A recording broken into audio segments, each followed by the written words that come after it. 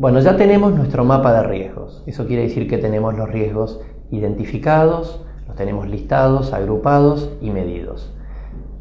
Este es el momento de pasar a tomar la decisión, diría, más importante de toda esta materia, y es cuáles riesgos vamos a asumir y cuáles riesgos vamos a transferir.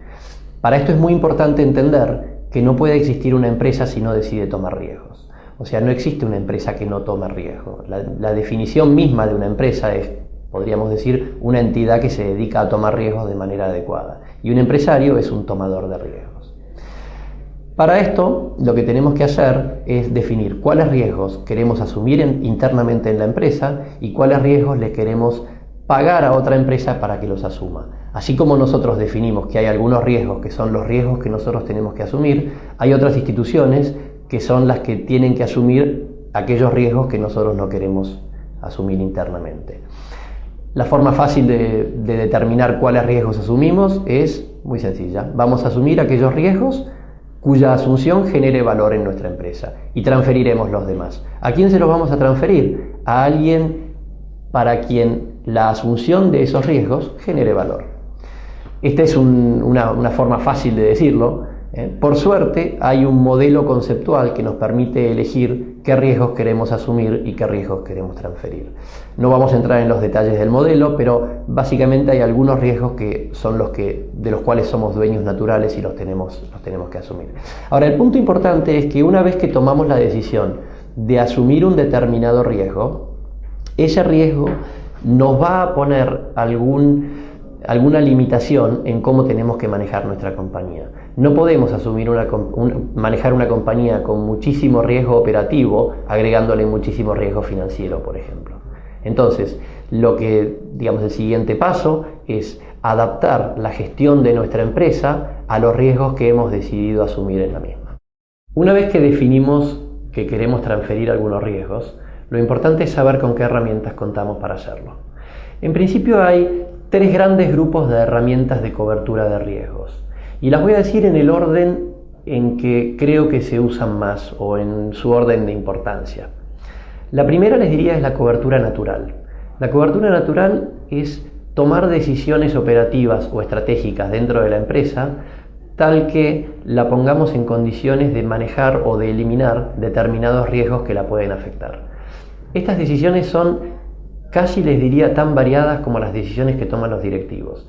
Acá entra, por ejemplo, la decisión de tomar o no determinar una determinada deuda, o lo que podría refrasearse y decir emitir deuda o acciones. Decisiones de crecer o no crecer en un determinado mercado.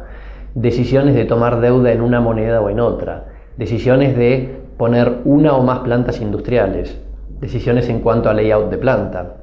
Decisiones respecto de qué producto vamos a producir y qué producto vamos a comprar producido por tercero. Y así les podría enumerar una cantidad de decisiones. Por ejemplo, otra que puede ser interesante es decisiones de cómo manejar el conocimiento dentro de una compañía, o planes de capacitación que se dan a empleados, o cómo manejar la política de reclutamiento de empleados dentro de un determinado sector de la empresa, etcétera, etcétera. Esas son las decisiones que llamamos operativas. Generalmente las decisiones operativas nos permiten modificar el perfil de riesgo de la compañía para acomodarlo a una determinada posición de riesgo que la empresa ya enfrente por los factores externos de riesgo.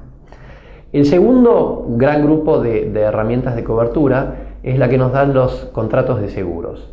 Hoy las compañías de seguro ofrecen bastante más que las típicas pólizas de seguros contra incendios o contra riesgos por accidentes o lo que estamos acostumbrados normalmente.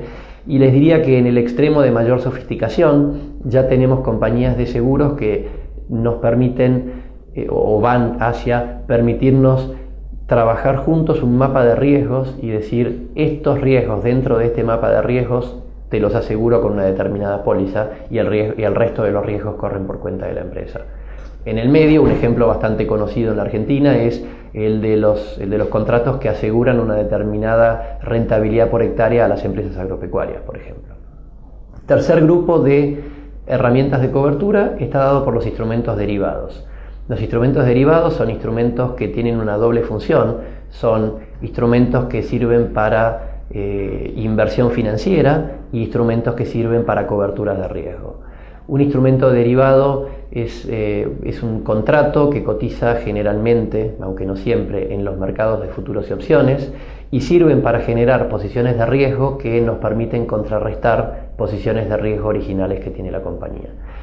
Un detalle importante, que no es para nada menor, es que el mal uso de los instrumentos derivados ha sido generalmente criticado como culpable de muchas quiebras y problemas en empresas durante los últimos años, por lo que es recomendable comprender muy bien lo que uno está haciendo cuando se está metiendo en mercados de derivados. Ahora, su utilización como instrumento de cobertura es muy importante y suele generar bastantes beneficios en las compañías que lo hacen bien.